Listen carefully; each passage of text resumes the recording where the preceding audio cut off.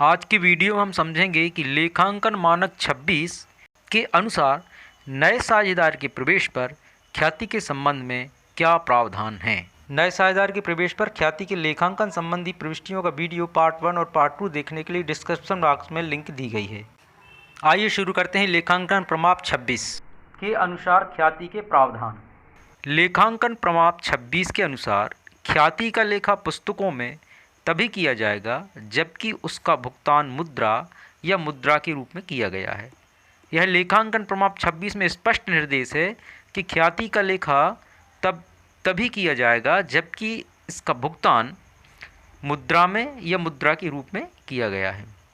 तो यह प्रावधान स्पष्ट करता है कि साझेदारों के प्रवेश के समय, निवृत्ति के समय या साझेदार की मृत्यु या लाभहानि अनुपात में परिवर्तन होने के कारण पुस्तकों में ख्याति खाता नहीं खोला जाएगा।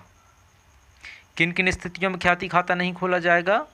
यदि किसी साझेदार ने फर्म में प्रवेश किया है, या किसी साझेदार का रिटायरमेंट हुआ है, या किसी साझेदार की डेथ हुई है, या फिर लाभहानि अनुपात में कुछ परिवर्तन हुआ है, तब इन दशाओं में पुस्तकों में ख्याति खाता नहीं खोला जाएगा।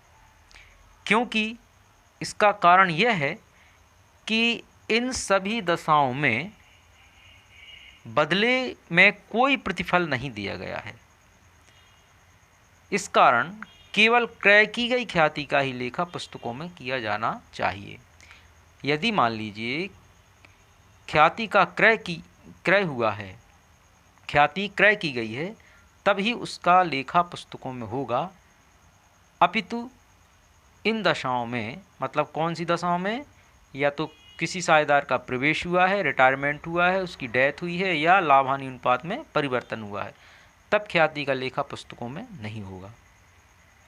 तो पुस्तकों में केवल क्रय की गई ख्याति का ही लेखा होता है। यह स्पष्ट निर्देश दिया है लेखांकन प्रमाप 26 में।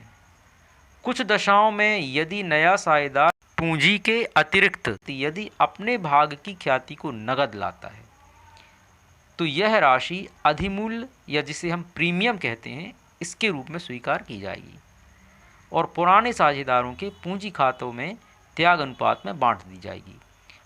तो यहाँ इस बात को आपको ध्यान से समझना है कि यदि कोई साझेदार पूंजी के अतिरिक्त यदि अपने भाग की ख्याति को नगद में लाता है, मतलब वह पूंजी तो देता ही है, साथ में वह ख्याति की रकम भी नकद में देता है, तो यह ख्याति की राशि हम प्रीमियम के रूप में स्वीकार करेंगे। पुराने साझेदार इसे प्रीमियम के रूप में स्वीकार करेंगे और पुराने साझेदार अपने पूंजी खाते में उसे त्याग अनुपात में विभाजित कर लेंगे, बांट लेंगे। इस प्रकार यदि नए साझेदार के प्रवेश पर, निवृत्ति या मृत्यु पर, या विद्यमान साझेदारों के लाभहानि अनुपात में परिवर्तन होने के कारण ख्याति का मूल्यांकन किया जाता है, तो यह ख्याति पुस्तकों में नहीं लाई जाएगी, क्योंकि ऐसी ख्याति इंटरनली जनरेटेड गुडविल होती है, मतलब अंतः प्रेरित अर्जित ख्याति, या हम इसे वंशानुकूल ख्याति भी कहते हैं। इसके लिए फर्म प्रतिफल के रूप में मुद्रा का भुगतान नहीं करती। जो अंतः प्रेरित अर्जित ख्याति है या जो वंशानुकूल ख्याति है, इसके लिए फर्म प्रतिफल के रूप में मुद्रा का भुगतान नहीं करती है। ऐसी दशा में ख्याति के मूल्य का समायोजन साझेदारों के पूंजी खाते के माध्यम से किया जाता है। मतलब ऐसी स्थिति में नए साझेदार के पूंजी खाते को उसके ख्याति के भाग से डेबिट किया जाएगा और पुराने साझेदारों के पूंजी खाते त्याग के अनुपात में क्रेडिट किए जाएंगे। इसको फिर से समझ लें कि जो अंतः प्रेरित अर्जित ख्याति है, इंटरनली जनरेटेड गुडविल है, वह नए साझेदार के पूंजी खाते को उसके भाग से डेबिट किया जाएगा और उसके भाग को फिर पुराने साझेदारों के पूंजी खातों में त्याग अनुपात में बांट दिया जाएगा और उन्हें क्रेडिट कर दिया जाएगा। इसे हम एक प्रविष्टि के माध्यम से समझ लेते हैं। जब नया साझेदार ख्याति की राशि नकद लेकर आता है तब इसके लिए एंट्री करेंगे हम cash account debit to premium for goodwill account, मतलब रोकड़ खाता डेबिट ख्याति के लिए प्रीमियम खाते से।